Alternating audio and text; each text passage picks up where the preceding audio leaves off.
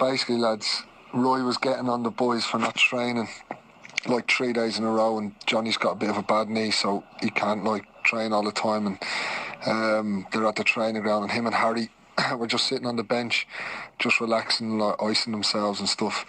So Roy walked over and was like, "Why aren't you lads training?" Like, and he obviously blatantly knew why they weren't training, because the manager would have told them.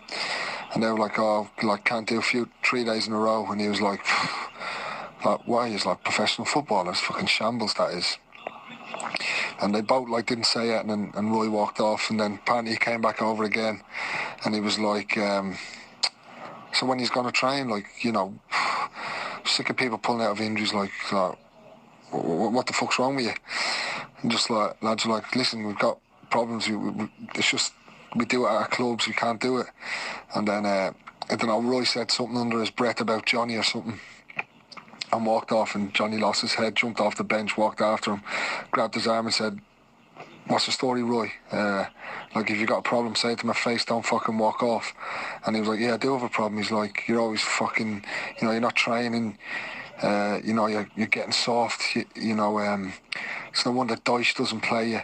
You're fucking always just looking for an argument like you are now." And he was like, "No, Roy, you're just fucking, you're the one trying to cause an argument." Apparently they were squaring up to each other and having it off, and had to be pulled off each other. All the lads were grabbing Johnny away from him. Johnny was going to kill him.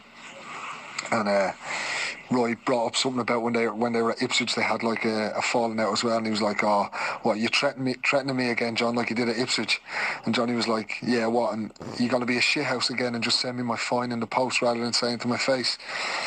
So blew over for a few days, and then they flew out to France, and apparently Johnny just texted Roy and said, "Listen, Roy, I'm in room, whatever, if you want to come up, you've obviously got, you know, something on your mind that, you know, pisses you off about me. Do you want to come up because it's causing tension in the squad?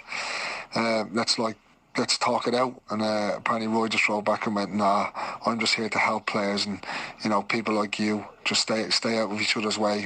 You don't need to reply to this message." And that was that.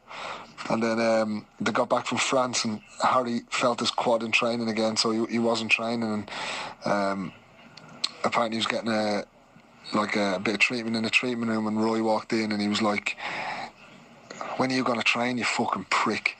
And Harry was like, "What?" And he was like, "Fucking any chance you train?" And explained the situation again, and Roy was just going off, going, "You're a fucking prick, you know, you're a cunt, you don't even care, you don't want to train." And Harry was just going, "Roy, I'm not speaking to you like this, like, just, you know, I'm not listening to you.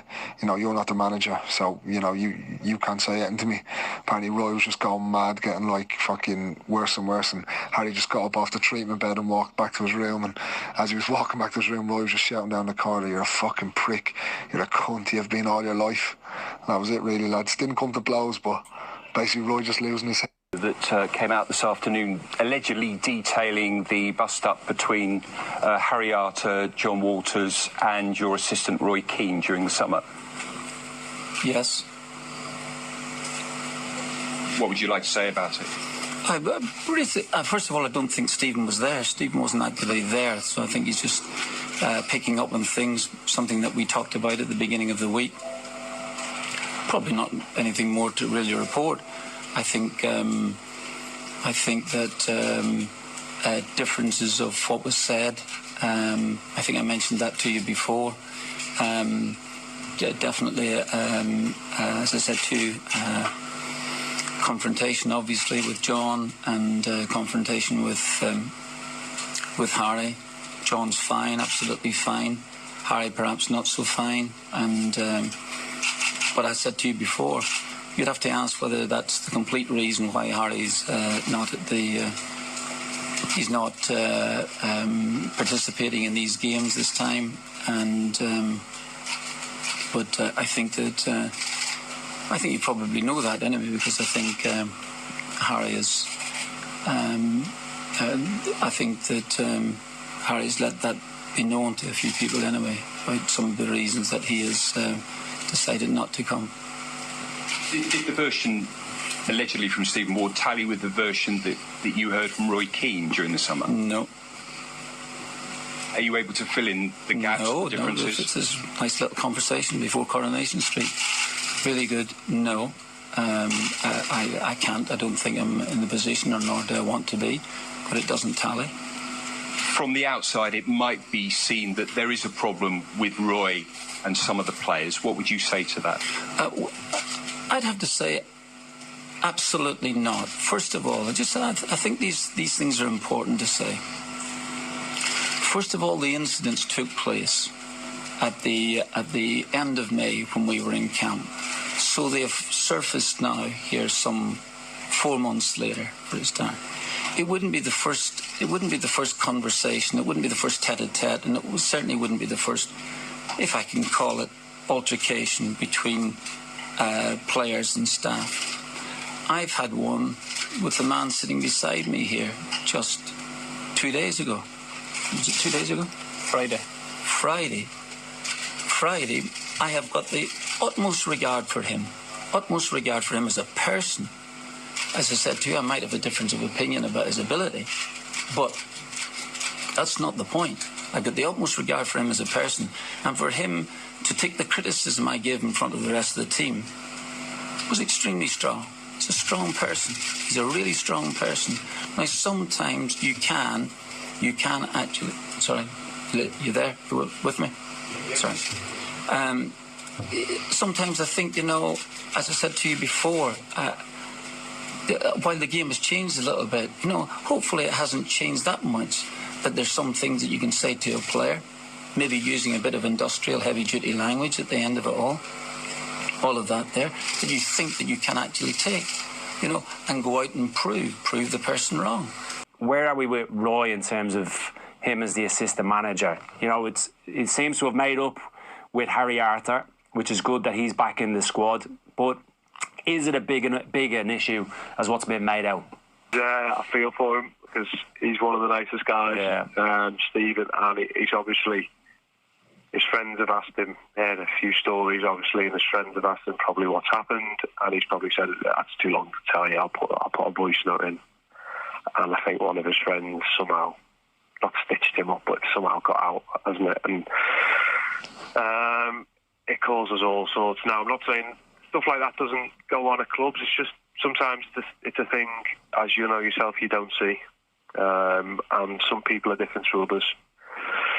I think everyone knows how Roy is as a player and how he's gone in after his playing days. So it's something that I know a part of anyway, but other people might not. So I can deal with it in my own way. And that's just part and parcel. And Martin's the manager, Roy's the assistant, and that's the way it is. You deal with what's there. I don't know how else I can. Johnny, my issue, and I've been quite vocal with this, is, and I'm not privy to what goes on behind closed doors, but if it's a regular occurrence, people like you, I don't think it's a problem with, because you've been schooled in a way where you've served an apprenticeship, you've got broad shoulders in both senses of the world. But the younger generation, they're not used to that. Yeah, I know what you're going to say. It's changing. They're not used to. It's a different world. Me and Roy had the alteration that was quite obvious and plain for everyone to see. And was that? Did you regard that as a big deal? I regarded it as a lack of respect. Purely for no reason, to be honest. It's not something that I would like to go back onto, but at the time it was uncalled for. I'm not the sort of lad that would ever fake an injury. And the ironic thing about it was that it was in the middle of the summer. I could have been on.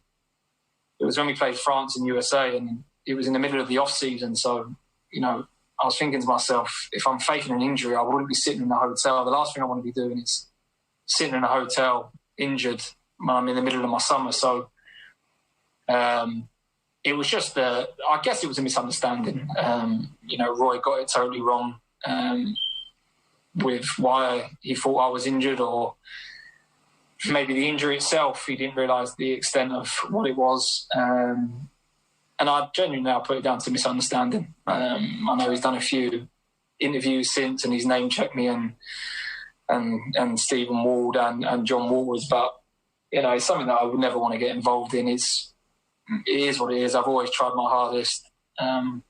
I wasn't prepared to let someone accuse me of faking an injury. And if you look at it from an obvious outset, if I'm faking an injury, I wouldn't be doing it in the off season when I could be on holiday. I certainly wouldn't be sitting in a hotel in Dublin. I would be on a beach somewhere enjoying the sun. So I was disappointed with that whole situation. But, for me and Roy spoke about it a good 4 or 5 months after, and to me it was finished.